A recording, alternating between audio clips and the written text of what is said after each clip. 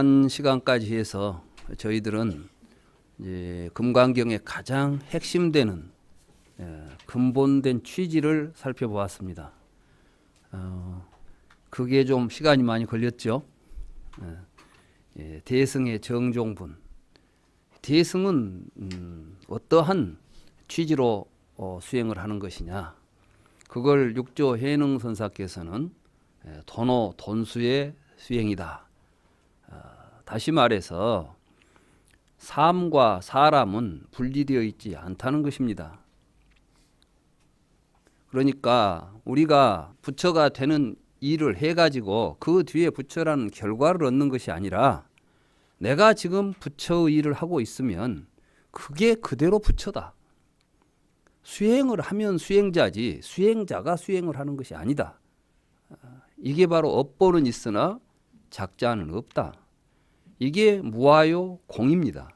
그러니까 육조 해능선사께서 도노 돈수라고 말씀하신 것은 사실은 대승의 공사상을 수행의 측면에서 말씀하신 것입니다. 그러니까 공과 도노 돈수가 전혀 다른 이야기가 아닌 것입니다. 그리고 그러한 수행의 길을 불교에서는 중도라고 부릅니다. 왜냐하면 중도는 모순 대립을 벗어난 길을 중도라고 하는 것인데 있다, 없다. 우리는 이제 어떤 존재가 있게 되면 그 존재는 있는가 없는가라는 두 개의 판단에서 우리가 그 존재를 규정하게 됩니다. 현재에 있던 내가 죽으면 어떻게 될까? 미래의 다음 세상에도 어디에 가서 존재하게 될 것이다. 이렇게 믿는다면 이것은 상견입니다. 상견이라는 것은 나라는 것은 죽어도 상주불변하게 다음 미래에 지속적으로 존재할 것이다. 이렇게 믿는 것이죠. 대부분이 아니라 모든 윤회설은 근본적으로 상견을 취할 수밖에 없습니다. 그렇겠죠? 내가 죽어서 과거, 현재의 내가 미래에 간다는 생각이 윤회 아닙니까? 이건 상견입니다. 그 다음에는 단견이 이제 대립하게 됩니다. 죽은 뒤에 누가 가서 본 적이 없잖아요. 시원하게 미래의 세를 다 가서 볼 수만 있다면 이런 논란이 생기지 않겠죠? 제가 처음에 왜 모든 논란이 일어나느냐, 볼 수 없는 것을 이야기할 때 이론이 등장한다고 그랬죠? 여러분들이 알고 있는 자연과학의 모든 법칙들도 알고 보면 이론이기 때문에 언젠가는 무너지게 되어 있습니다. 그런데 누군가가 그랬습니다. 불교는 무너지지 않을 것이다. 왜? 부처님의 가르침은 이론이 아니니까. 그럼 뭡니까? 지금 우리 이곳에서 일어나고 있는 이 사실들을 우리가 정확하게 이해하고 보면 누구나 볼 수 있고 알 수 있는 이야기를 부처님은 하신다는 겁니다. 그런데 그것은 여러분들이 지금 가지고 있는 여러분들의 의식의 구조 가지고는 제대로 안 보인다는 것입니다. 이게 무명입니다. 여기서 벗어나서 제대로 볼 수 있는 길이 중도입니다. 그런데 여러분들은 지금 어떤 생각으로 보게 되냐 하면 내가 죽으면 다음 세상이 있을까 없을까? 다 궁금하시죠?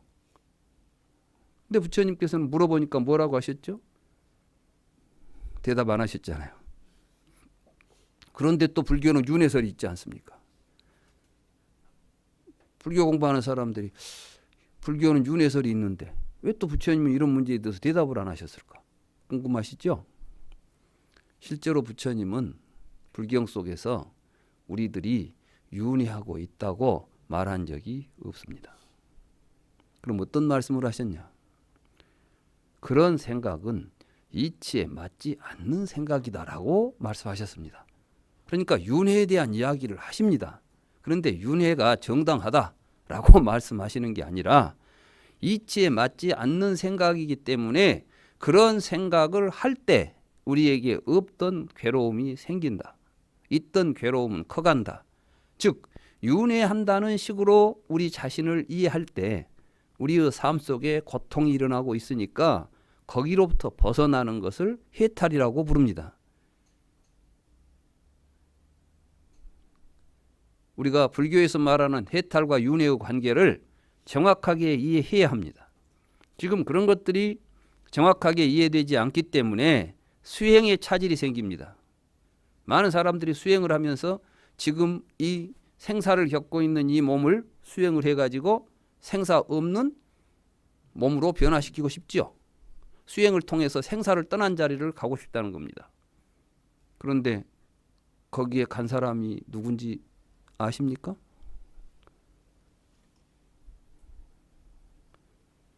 천당회를 가본 적이 없듯이 그건 우리들이 지금 생각으로만 보는 자리입니다. 그렇기 때문에 수행을 해도 내가 지금 어디쯤 가고 있는지, 거기를 제대로 가고 있는지 굉장히 막연한 가운데 수행을 하게 되는 것입니다. 모든 길은 목적지가 있어야 됩니다. 목적이 없는 길은 길이 아닙니다. 그리고 목적지는 알아야 됩니다. 목적지를 알지 못하고 길을 떠나는 사람은 사실은 목적이 없는 것과 같습니다. 지금 우리는 불교 수행을 그렇게 하고 있습니까? 여러분들, 우리는 모두가 다 해탈 열반을 추구한다고 수행도 하고 불교 공부도 합니다. 여러분들이 열반에 대해서 정확하게 이해하고 계십니까? 해탈에 대해서 정확하게 아십니까? 그러니까 누군가는 그렇게 말합니다. 깨달아 봐야 알지 않아. 부처님은 그렇게 가르쳤을까요? 내가 깨달은 것이 정말 부처님이 말씀하신 깨달음과 일치하는 것인지를 또 어떻게 확인할 수가 있겠습니까? 그렇기 때문에 열반이나 해탈을 두고도 수없이 많은 종교가 나타나는 것입니다. 인도의 모든 종교의 목적은 목샤입니다. 해탈. 그런데 다 다른 이야기를 합니다.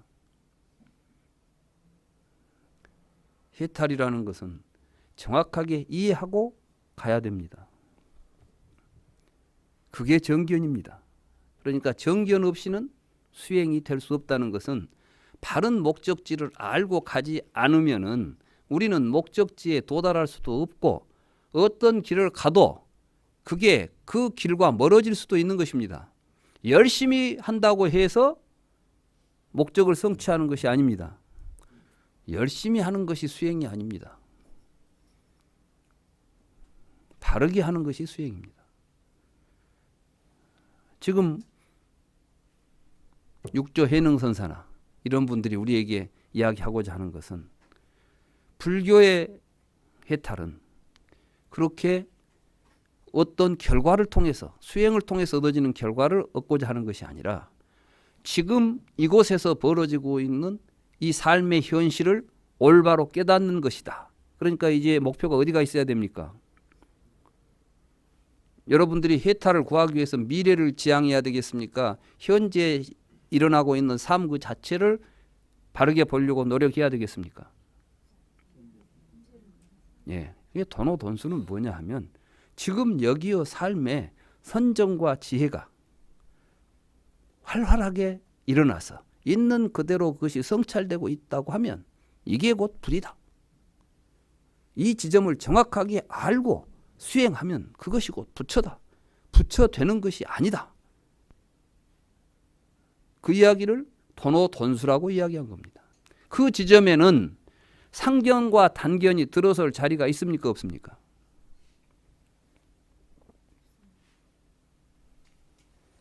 상견과 단견은 나라고 하는 것이 있어가지고 수행을 하니까 내가 수행을 하다가 죽어버렸다. 근데 아직 내가 도를 못 깨달았는데 수행한 공덕이 있으니까 이 업을 받아가지고 다음 생에는 또 다른 몸으로 태어나서 모두 원을 세우죠. 세세생생 출가해가지고 언젠가는 불도를 성취하겠습니다. 우리가 이제 보면 그런 발언문들이 있습니다. 내가 그 발언문을 잘못됐다고 이야기하려고 하는 것이 아니라 우리들의 생각의 구조가 그렇게 되어 간다는 겁니다. 그걸 육조 해능 스님께서 보리 본무수다. 깨달음이라는 것은 나무를 가꾸듯이 가꾸가지고 열매 어떻게 얻는 것이 아니다. 깨달음이라는 것은 나무에서 열리는 열매가 아니라 지금 여기에서 나 자신의 삶의 실상을 바로 보는 것이 깨달음이다. 이렇게 말하신 거 아니에요. 그리고 나의 참모습을 보게 되면 우리가 세상을 보는 나는 밖에 있는 어떤 사물을 비추어 보는 내 마음의 영명한 실체, 거울 같은 실체가 있어가지고 밖을 보는 게 아니라 바로 보니까 보는 놈과 보는 놈이 함께 일어나고 있어서 나와 세계가 둘이 아닌 자리에 우리의 삶이 존재하고 있다. 안 믿어지죠? 이건 믿음의 문제가 아니라 사실의 문제입니다. 나는 잘 모르겠는데 부처님 말씀이니까 믿고 가자가 아니라 정말 그런가를 자신을 통해서 성찰을 해보자는 것입니다. 이후 이야기는 강론에 해당하겠습니다. 지금까지 이제 총론을 다 끝마쳤습니다. 제4 묘행무주분입니다. 수보리여, 그러므로 이제 보살은 어떤 대상에 머물러 보시를 행해서는 안 된다. 형상에 머물러 보시를 행해서는 안 되며 소리, 냄새, 맛, 촉감, 지각, 대상에 머물러서 보시를 행해서는 안 된다. 수보리여, 보살은 실로 이와 같이 모습에 대한 관념에 머물지 않는 보시를 행해야 한다. 왜냐하면 머물지 않고 보시를 행하는 자는 그 복덩어리가 헤아릴 수 없기 때문이다. 수보리여, 그대는 어떻게 생각하는가? 동방의 허공을 헤아릴 수 있겠는가? 헤아릴 수 없습니다. 세존이시여. 수보리여, 남서 북방 사유 상하의 허공을 헤아릴 수 있겠는가? 헤아릴 수 없습니다. 세존이시여. 수보리여, 머물지 않고 보시를 행하는 보살의 복덩어리도 이와 같아서 헤아릴 수가 없다. 수보리여, 보살승으로 함께 나아가는 자는 실로 이와 같이 모습에 대한 관념에 머물지 않는 보시를 행해야 한다. 예, 이 부분이 이제 왜 갑자기 이런 이야기가 또 튀어나오겠습니까? 이 앞에 보면 일체 중생을 제도하되 아상, 인상, 중생상, 수자상이 없이 한 중생도 제도받은 중생이 없다는 생각으로 제도를 해야 된다.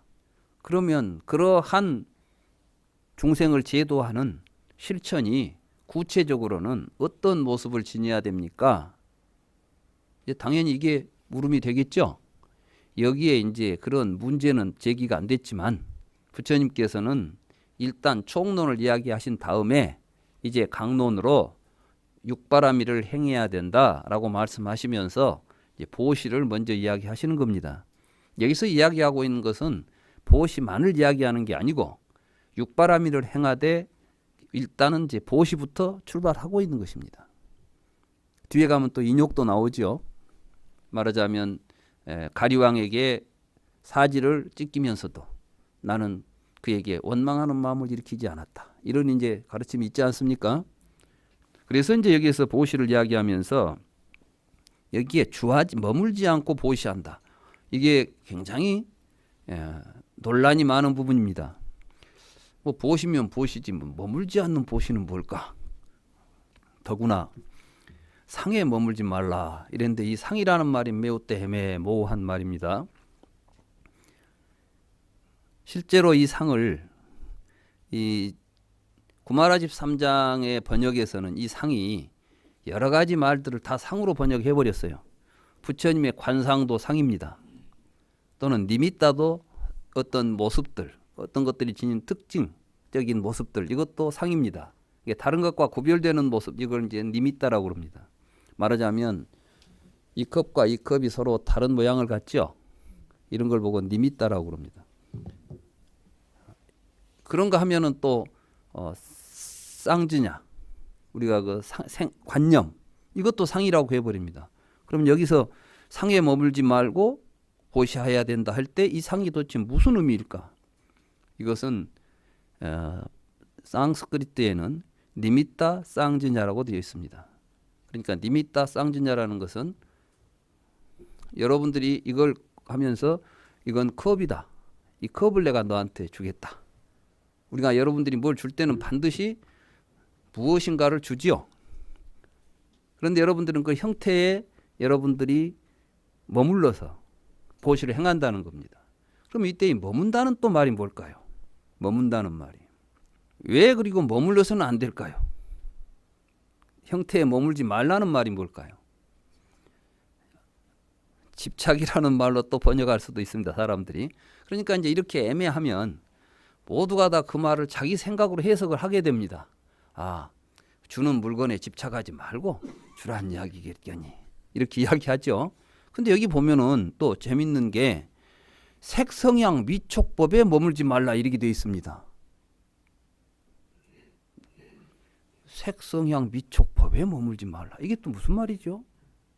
색성향 미촉법은 여러분들이 지각 활동을 할 때 밖에 대상으로서 인지되는 것들입니다. 눈에는 색이 보이고 여러분들이 보면 색이 보이고 소리가 들리고 냄새가 맡아지고 하는 것들 아닙니까? 불교의 모든 수행은 처음과 끝이 지각 수행입니다. 여러분들의 교재 31쪽에 내용을 가지고 지금부터 강의를 하겠습니다. 그 31쪽에 인용문이 있을 겁니다. 그게 바로 마지마 니까야 152경 인드리야 와와 쏘따입니다. 그리고 이 경을 제가 이제 설명하기 위해서 그 위에 한 문장이 있습니다. 모습에 대한 관념, 니미따 쌍즈냐. 지금 여기서 말하는 상에 머물지 말라 하는 거 있지 않습니까? 제가 지금 여러분들에게 상에 머물지 말라는 말의 의미를 정확하게 니까야를 통해서 여러분들에게 설명하려고 하는 것입니다. 우리는 눈으로 대상을 지각하면 그 대상의 모습을 관념으로 인식합니다. 우리는 모든 인식이 관념으로 일어난다고 그랬죠? 여러분들에게 없는 관념은 밖에 인식이 안 된다고 그랬죠? 근데 많은 사람들은 마치 자기 관념으로 인식된 내용이 관념과 상관없이 본래부터 있는 것이라고 착각합니다. 물질, 그 물질도 관념입니다. 여러분들이 물질이라고 생각하는 것을 여러분들이 보는 것입니다. 이렇게 관념으로 모습을 인식하는데 이것이 모습에 대한 관념에 머무는 것입니다. 이것이 니미따 쌍즈냐인 것입니다. 그리고 모습에 대한 관념에 머물지 말고 보시를 행하라는 것은 지각의 대상을 관념으로 인식하면서 보시를 행하지 말라는 것입니다. 그렇다면 어떻게 하는 것이 지각 대상을 관념으로 인식하지 않는 것인가? 여기에 이제 부처님이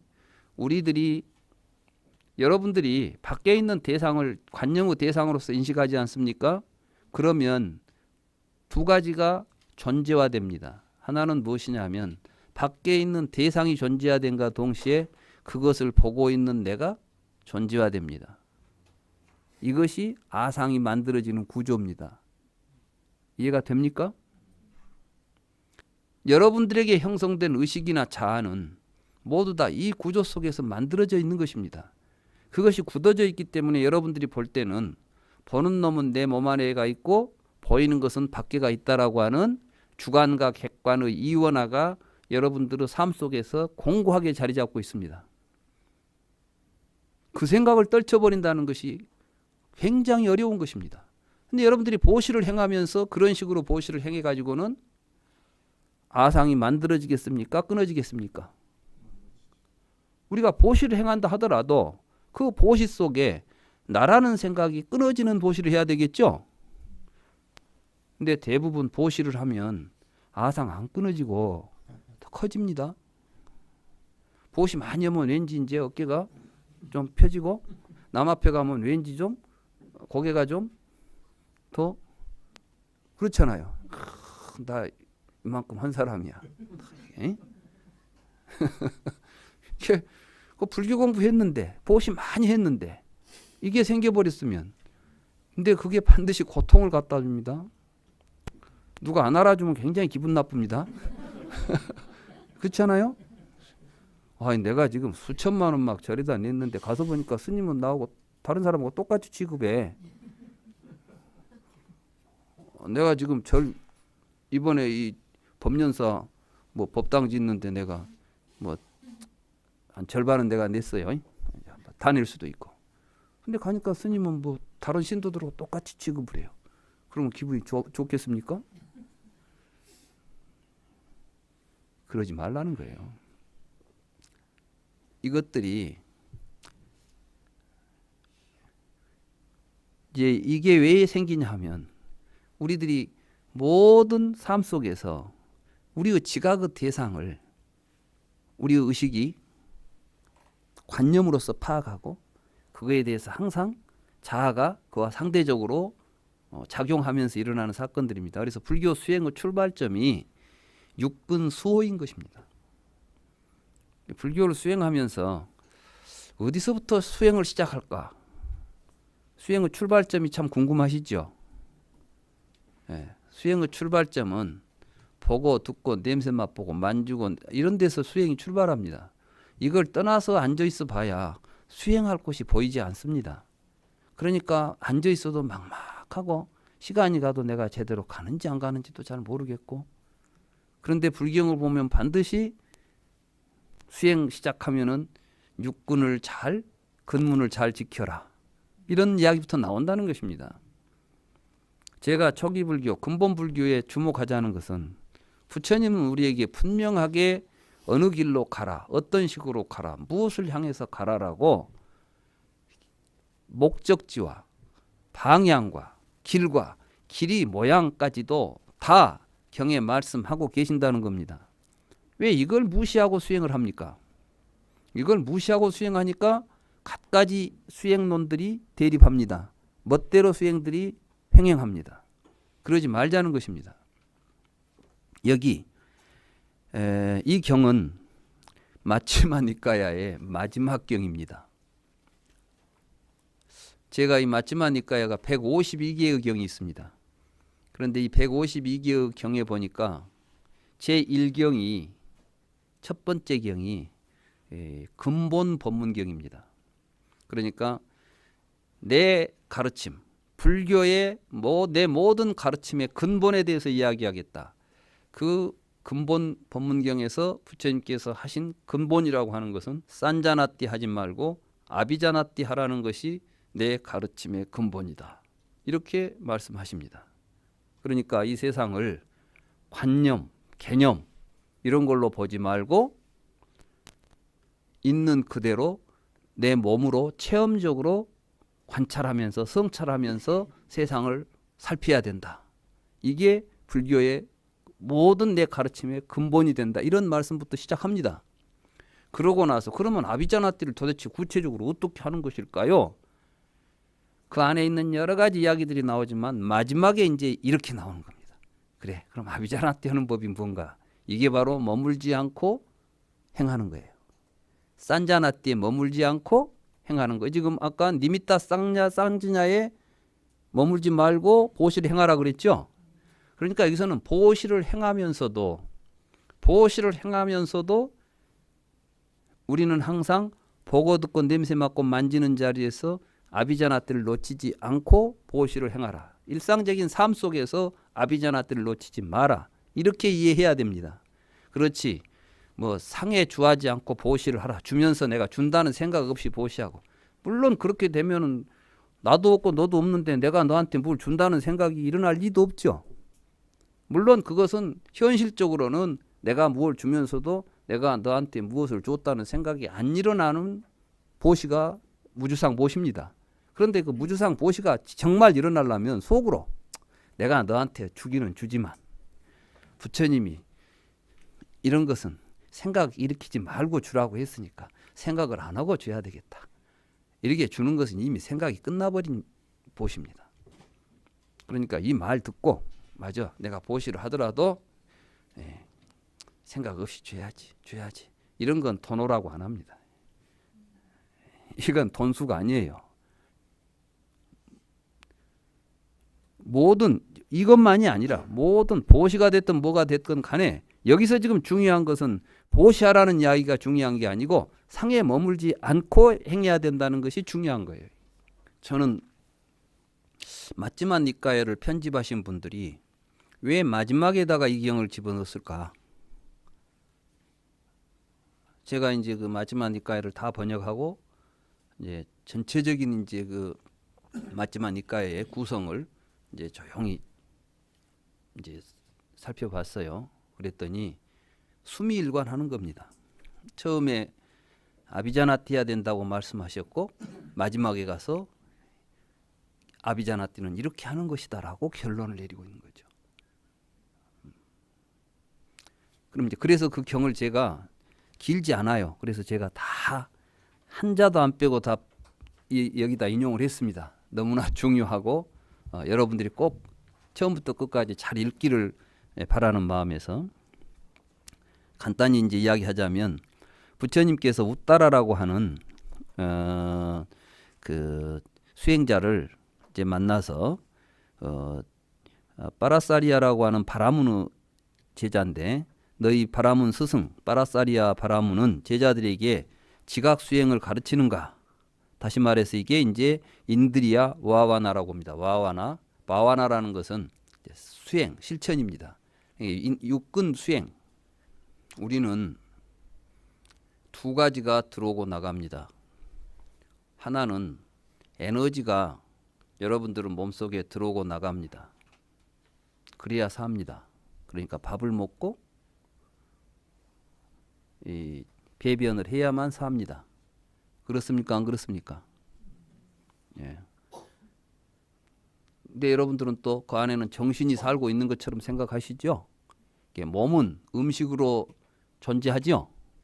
몸이 홀로 존재합니까? 음식이 왔다 갔다 하니까 존재합니까? 예, 여러분들은 몸은 음식이 흘러가는 강입니다. 여러분들은 몸은 실제하고 있는 게 아니고 먹은 음식이 흘러갑니다.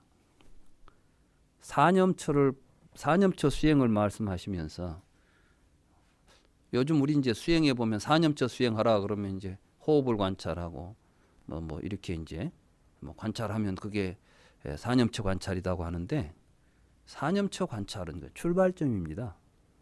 이게 이제 점점 깊어지면 그 관이 몸을 보는 관이 더 깊어져서 어디까지 가야 되느냐? 식집 즉 신집이다. 아, 내 몸이라는 것이 먹은 음식들이 모여서 지금 현재 있구나. 그리고 식몰 즉 신멸이다. 먹은 것이 없어지면 몸도 사라지는구나. 이론입니까? 사실입니까? 사실이죠. 부처님은 그걸 정확하게 네 몸에 대해서 그걸 살피라는 겁니다. 그렇죠?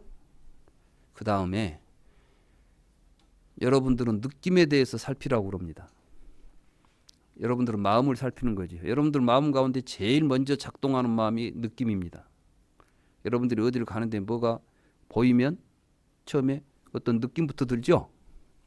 그 다음에 뭐 생각도 하죠. 그러고 나서 그놈을 어떻게 할까? 의지도 나오고 이런 것들이 나오는 겁니다. 이런 걸 보고 이제 신수, 신법 그러죠. 제일 먼저 느낌을 관찰합니다. 느낌을 관찰해 보면 반드시 느낌은 촉을 통해서만 나타납니다. 근데 촉이라는 게 뭐라고 그랬죠? 여러분들이 알고 있는 촉은 안에 있는 마음이 밖에 있는 대상을 우리들의 지각 구조를 통해서 보는 것, 듣는 것이 촉이라고 생각하셨죠? 그런데 사실은 이 촉이라는 구조가 상당히 복잡하다고 내가 지난 시간에 말씀드렸죠. 촉이라는 것은 단순히 이런 공간적인 접촉이 아니라 여러분들이 경험을 통해서 형성되어 있는 식이 촉의 내용을 결정한다는 것입니다. 제가 자라보고 놀란 사람이 소뚜껑 보고 놀라지만 영봉탕에 맛들인 사람은 소뚜껑 봐도 침 흘린다. 왜 똑같은 소뚜껑을 보고 다른 느낌이 일어납니까? 이건 촉집즉 수집이다. 아, 경험이 쌓이니까 느낌도 그 경험의 내용으로 경험에 의해서 느낌이 일어나는구나. 여러분들이 지금 세상을 보면서 뭐 무섭다, 아름답다 이런 건 다 경험입니다. 왜 사람들이 이쁜 꽃을 보면 여러분들이 아름다움을 느낄까요? 서양의 미학에서는 그 자체가 미적인 것이 있다고 봅니다. 그래서 미를 우리에게 가져다 줄 수 있는 황금 비율이 있다고 보고 소리가 우리에게 즐거움을 주는 것도 그것을 찾아내서 가장 아름다운 것들을 만들어내는 게 예술가죠. 그런데 좀 이상해요. 그걸 아름답다고 느끼는 게 세대별로 다릅니다. 다르죠? 시대마다 달라져 버리죠. 왜 그럴까요? 사람에게 기본적으로 똑같은 감성이 자리 잡고 있다면 태고적부터 지금까지 똑같아야 될 거 아니에요. 왜 지금 막 달라지고 있어요? 경험입니다. 촉을 연해서 수가 일어나는 겁니다. 이걸 정확하게 관찰하라는 겁니다. 그러니까 촉집즉 수집이다. 그러면은 마음은 뭡니까? 참으로 놀라운 말씀을 하십니다. 명색집즉 심집이다 이랬습니다. 그런데 이 명색을 아비달마 불교에서는 물질과 정신이라고 번역을 해버렸습니다. 물질과 정신이 모여 있으니까 마음이 모여 있다. 말이 됩니까? 그런데 제가 그렇게 설명했죠. 명이라는 것은 개념, 이름, 관념 구조고 색이라는 것은 형태다. 쉽게 말하면 여기에 이 컵은 컵의 형태가 있습니다. 보입니까? 이걸 색이라고 부릅니다. 이건 물질을 의미하는 게 아닙니다. 색은 이런 형태를 의미합니다. 여기에 우리는 컵이라는 이름을 붙였습니다. 이걸 보고 명색이라고 부르는 것입니다. 그러면 이런 건 명색이지만은 예쁜 것, 여러분들이 예쁜 것은 뭡니까? 예쁜 것도 하나의 개념이죠. 예쁘다는 개념. 여러분들은 미운 것과 예쁜 것을 개념적으로 분리하면서 여러분들의 의식 속에는 뚜렷한 형태는 없어도 분명히 이것과 저것을 구분하는 형태적 요소가 있습니다. 그러니까 여러분들이 구분해내는 겁니다. 다르다라고 볼 수 있는 어떤 요소들이 있습니다. 이런 걸 통틀어서 루빠라고 말합니다. 그러니까 우리가 개념으로 볼 수 있는 모든 것들은 절대 루빠와 나마가 따로 떨어져서 불경 속에서 돌아다닌 적이 없죠. 모든 건 나마 루빠입니다. 이게 여러분들의 의식 속에 쌓여 있습니다. 그것이 여러분들이 말하는 여러분들의 마음입니다. 그러니까 여러분들의 마음이 세상을 보는 것은 여러분들의 마음속에 있는 것을 보는 것이죠. 여러분들의 마음속에 나마루빠가 없는 것은 밖에 이름과 형태로 있지 않습니다. 우리가 면밀하게 자기의 마음을 관찰해 보면 마음속에서 작동하는 것은 나마루빠만 작동하고 있다는 것을 알 수 있습니다. 여러분들은 눈을 감아도 여러분들 의식 속에서는 나마루빠가 있습니다. 있습니까? 없습니까? 눈 감고 개나리꽃을 한번 생각해 보세요. 여러분들은 머릿속에 개나리꽃이 그려지죠? 여러분들이 눈을 떠가지고 그게 밖에 보이면 개나리꽃이 있네 이렇게 말한단 말이에요. 여러분들은 눈을 감았는데 아무 생각도 없습니다. 아무 그런 생각 없는 것은 여러분들이 봐도 없는 것입니다. 우리는 지금까지 존재라는 것이 밖에 그냥 있는 줄 알았는데 우리가 말하는 모든 존재로 인식할 수 있는 것들은 이런 나마루빠 구조를 가지고 있더라. 이걸 부처님이 지금 관찰해서 사념처 수행을 통해서 궁극적으로 깨달아 발견하라는 겁니다. 이제 이런 말씀을 듣고 여러분들이 한번 이제 살펴보세요. 그래 보면 전부가 다 그것 외에는 아무것도 없다는 것을 알게 됩니다. 좀 신기할 거예요. 예전에는 아무 생각 없이 세상을 보다가 이제부터는 여러분들이 내가 내 이름 내가 이름과 형태로 구별해서 보는 것에 지나지 않아. 이런 식으로 그걸 실상을 보게 되면 이제부터는 거기에 끄달리지 않아요. 끄달리지 않는다고. 여기에 매이지 않는 걸 해탈한다고. 그러니까 보고 알면 벗어날 수가 있는 겁니다. 모르고는 못 벗어나는 겁니다. 그러면 이제 법에 대해서 말했습니다. 법은 무엇이 법이냐? 억념즉즉 법집이다 그랬습니다. 법이라는 것은 우리 인식의 대상들 이런 것들인데 이건 전부 우리들이 기억이라는 겁니다. 기억이 모여 있는 것들이랍니다. 기억. 치매가 걸리면 기억이 사라집니다. 기억이 사라지면 사라진 부분은 존재하지 않습니다. 사실은 우리가 보고 있는 것들은 내가 지금 뭐 존재한다고 보고 있는 법이라는 게 다 기억이 모여 있는 것이다. 놀라운 통찰 아닙니까? 그리고 그 통찰을 통해서 우리는 비로소 알게 되지 않습니까? 이걸 여러분들이 혼자 깨달으려고 한번 해보세요. 가르쳐 놨어도 이해를 못 해가지고 지금 헤매는데 혼자 여러분들이 그 세계를 깨달아 간다고? 그래서 천상천하 무여불 이렇게 말하는 겁니다. 제가 이제 불경을 읽으면서 놀란 거는 그 말씀을 대로 해보니까 맞아요. 세상에 전혀 예상하지도 못했고 생각지도 못했던 이런 것들이 부처님은 통찰을 통해서 이미 봤고 우리에게 그걸 알려주니까 그때 벼락 맞은 듯이 그 말씀을 듣고 바라보니까 보이더래요. 그래서 부처님이 하신 말씀이 이거예요. 마지막 말씀이. 너 자신에게 의지하라. 남에게 의지하지 말라는 것은 그런 깨달음들은 이론적으로 누구 이야기를 들어가지고 이해하는 것이 아니라 우리 스스로가 깨닫는 것이다. 그게 도노예요. 지금. 말을 바꾸니까 그렇지 다 똑같은 이야기라니까. 그러면서 내 가르침에 의지하고 다른 것에 의지하지 마라 그랬어요. 여기 달마라는 말을 씁니다. 부처님이. 담마에 의지하고 다른 것에는 의지하지 마라. 그럴 때 그 담마를 말한 사람은 진리에 의지하라 그러는데 무슨 진리입니까? 부처님 말씀입니다. 여기에 써져 있는 가르침입니다. 그럼 왜 그런 말을 하셨을까요? 너 자신에게 의지해서 깨달아가는 법을 내가 이야기해 준 거야. 그러니까 그 두 말은 똑같은 말이에요. 너 자신에게 의지하라는 말하고 내 가르침에 의지하라는 말은 똑같은 말입니다. 그런데 너 자신에게 의지해서 뭔가를 성취해야 되는데 네 날래는 안 될 거야. 네 혼자 힘으로는 잘 안 될 테니까 내가 보는 법 가르쳐준 그것만 의지하면 돼. 다른 것은 의지하면 안 돼. 딴 사람 이야기 들었다가는 큰일 나. 근데 지금 부처님 말씀에 잘 의지를 안 하려고 해요.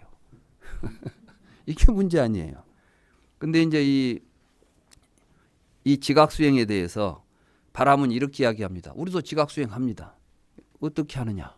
그러니까 우리는 눈으로 아무것도 안 보고 귀로 아무 소리도 안 듣고 그러니까 눈, 귀, 코를 다 지각을 딱 끊어버리고 이제 밖으로부터 오는 것 정보를 다 끊어버리고 명상을 합니다. 명상.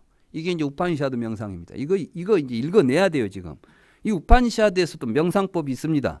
근데 우파니샤드 명상은 뭐냐? 그러면 보지도 않고 듣지도 않고 오직 내 안에서 브라만을 명상하는 겁니다. 아, 브라만이라는 것이 있다. 요즘 우리가 말한다 뭐 진여불성이 있다. 바로 속을 들여다보듯이 오직 브라만만이 실제다. 내 안에 있는 브라만을 찾자. 이렇게. 브라만이 뭡니까? 뭐 보이나 보이지 않는 보나 보이지 않는 자요, 들으나 듣지 않는 자요. 그러니까 보지만 보이지는 않고 듣지만 듣지 않는 보고 듣는 실체가 네 안에 있는 거야. 이놈을 찾아라. 이런 식으로 되어 있어요. 우파니샤드가 그렇게 되어 있습니다. 그러니까 부처님께서 이렇게 묻습니다. 그게 진정한 지각 수행이라면 봉사나 귀머거리가 참 수행을 잘하겠구나. 아무것도 안 보고 아무것도 안 들으니까 그게 지각 수행이란 말이냐? 이렇게 이제 이 경에서 묻습니다. 그러니까 할 말이 없죠. 그럼 여기서는 어떻게 합니까? 그러니까 볼 건 보면서 하는 거지. 보니까 지각수행이 되는 거지 안 보고 지각수행을 하냐는 거예요. 그럼 볼 때 어떻게 보느냐? 여기 이제 32쪽에 보면 제가 좀 띄어쓰기 해놓은 부분 있죠. 세종께서는 다음과 같이 말씀하셨습니다. 아난다여 성자의 율에 있는 무상의 지각수행은 어떤 것인가? 아난다여 비구가 시각 활동으로 형색을 보면 좋은 느낌이 나타나고 싫은 느낌이 나타나고 좋지도 싫지도 않은 느낌이 나타난다. 여러분들이 뭘 보면 저거 좋아 이런만 나타나죠. 지금 그 이야기 하는 거예요. 지금 다른 이야기 안 씁니다. 못 알아먹을 말씀 안 해요. 여러분들이 뭘 보면은 보거나 들으면은 반드시 저거 갖고 싶어 좋아 막 이런 느낌이 일어난다는 느낌. 그는 나에게 나타난 이 좋은 느낌이나 싫은 느낌이나 좋지도 싫지도 않은 느낌은 유의이고 저열하고 연기한 것이 이 말은 뭐냐면 본래 저거 좋아서 그런 게 아니라 내가 저걸 좋다고 보는 생각으로 보니까 좋은 것이고 나쁘다고 보는 생각으로 보니까 좋은 것이지 저것 자체가 좋은 것도 나쁜 것도 아니다라는 사실을 알고 보라는 겁니다. 이 세상에 좋고 나쁜 것은 없습니다. 개똥도 약에 쓰려면 좋은 것입니다. 그렇죠? 이런 걸 유의라고 그럽니다. 우리가 지금 이것을 가치로 평가하고 존재로 평가하고 니미따 쌍지냐가 전부 다 유의입니다. 유의. 이런 이야기를 하는 거예요. 유의고 저의라 연기한 것이다. 이것은 어떤 여러 가지 인연에 의해서 지금 그런 모습으로 나타났다. 그러니까 평온하고 훌륭한 것은 평정한 마음이다. 이런 걸 보더라도 내가 마음이 흔들리지 않고 좋은 것을 봐도 내 마음은 흔들리지 않고 이게 이제 선정입니다. 이 평정한 마음이 사선정에 가서 완성됩니다. 초선, 2선, 3선, 4선을 한다 하잖아요. 그가 이제 우백가가 이루어진다고 그래요. 우백가라는 것이 바로 이제 평정한 마음입니다. 이 평정한 마음이 이제 정이죠. 이제 사선정의 선정입니다. 아난다에 비유하면 눈 있는 사람이 눈을 깜빡이듯이 아난다에 이와 같이 순식간에 이와 같이 빠르게 이와 같이 쉽게 그러니까 수행 그렇게 어려운 것 아니에요. 그냥 아주 이게 뭐 시간 걸립니까 이거? 이 생각 이렇게 봐가는 게 이와 같이 빠르게 이와 같이 쉽게 그에게 나타난 좋은 느낌 싫은 느낌 좋지도 싫지도 않는 느낌은 소멸해버리고 평정한 마음이 확립된다. 아난다여 이것이 성자의 유래에 있는 시각으로 분별하는 마음으로 분별하는 형석에 대한 무상의 지각수행이라고 하는 것이다. 이런 걸 보고 이제 시각만 일어나는 게 아니라 눈으로 보고 귀로 듣고 이런 일을 할 때 여러분들의 마음에서 좋으니 싫으니 이런 생각 없이 바라보면서 이 물건을 주면서 뭐 좋은 거다 나쁜 거다 아무 생각 없이 그냥 그 사람에게 필요하면 이 사람에게 필요하구나. 필요한 사람이 쓰는 게 너무나 당연하잖아요. 이 세상에는 본래 주인 없습니다. 이 세상의 모든 것은 필요한 사람이 쓰도록 되어 있는 것들입니다. 잠시 지금 어찌 인연 따라서 내 옆에 있는 것입니다. 사실은 소유한다는 말 자체가 have라는 개념하고 is라는 개념이 영어에는 분별이 된다고 그래요. 그래서 이제 에리 프롬이라는 분이 소유냐 존재냐에서 보면 그런 말을 해요. 사실은 소유 형태는 왜곡된 형태랍니다. 그래서 우리가 소유냐 존재냐는 것은 그 책 제목이 to be or to have잖아요. to have와 to be죠. 이것은 사실은 그 맥베드입니까? 여기서 이제 죽느냐 사느냐 그것이 문제로다. 있잖아요. to be와나 to be잖아요. 여기 이걸 가져왔어요. 그게 뭐냐 하면 사실은 to have는 죽을 것이냐 to be는 살 것이냐 대신한 거예요. 우리가 have 개념을 가진 것은 첫째는 자라는 개념이 타자와 구별되고 그 가운데 있는 것들이 내 마음대로 하고 내가 가질 수 있는 것이 있다고 하는 개념들 사유재산과 연결되어 있는 개념들이 have 개념이랍니다. 그래서 이 have 개념을 가지고 갈 때 우리들에게 고통 이런 것들이 사회적으로 갈등이 일어나면서 결국은 고통스러울 뿐만 아니라 우리 인류가 지금 계속해서 이 have 구조 다시 말해서 자본주의의 소유 구조가 확대되면 인류는 멸망할 것이라는 사회심리학적인 진단인 것입니다. 그래서 우리는 존재하지 사유하지 말자 소유하지 말자. 근데 우리는 자아를 소유하고 있는 겁니다. 전부. 아상이라는 것이. 그것은 허상입니다. 이런 이야기입니다. 우리가 어떤 보시를 행할 때 이것은 내 것이다. 옛날에는 이제 우리 집에 금송아지 있다 이런 말을 했죠. 근데 요즘은 우리 집에 금송아지 있다는 말을 안 하고 나는 금송아지를 가지고 있다 이렇게 말하죠. 또 옛날에 우리들은 우리라는 말을 많이 썼어요. 그러니까 우리 것이야. 근데 영어에서는 절대 우리 것이란 말을 쓰면 굉장히 애매해져 버립니다. 마이와 아워라는 것은 아주 틀린 개념이죠. 그러니까 처음에 미국 사람들이 한국 와서 뭐 말을 하면 오해를 많이 했다는 거예요. 우리 마누라 그러니까 무슨 저 집은 마누라를 공용으로 쓰나. 그렇잖아요. 근데 여러분들은 내 마누라란 말 잘 안 썼죠. 근데 이제 와이프란 말 할 때는 마이 와이프 그래야지 아와 와이프 그럼 또 이상해져 버리잖아요. 그죠? 이만큼 서로 의식이 다르면 언어가 다르고 사유 구조가 달라지는 겁니다. 여러분들에게 고유한 정신이 있지 않습니다. 어떤 사회에서 어떻게 사느냐에 따라서 이렇게 만들어져 있는 이것을 마치 내 몸 안에 있는 영명한 실체인 것처럼 붙잡지 말라는 것입니다. 그리고 이런 것들이 어떻게 만들어지는가를 부처님이 보니까 보고 듣는 데서부터 출발해가지고 일어나더라는 거예요. 그러니까 그것이 만들어지고 있다는 것을 정확하게 인식하고 이것이 유의, 만들어진, 조작된 것이라는 것을 인식하고 멀어지는 수행, 이런 마음가짐을 가지고 보시도 하고 지게도 하고 모든 불교 수행은 머물지 않는 가운데 한다. 그래서 뒤에 가면 응무소주에 이생기시 마라 이렇게 나와버리잖아요.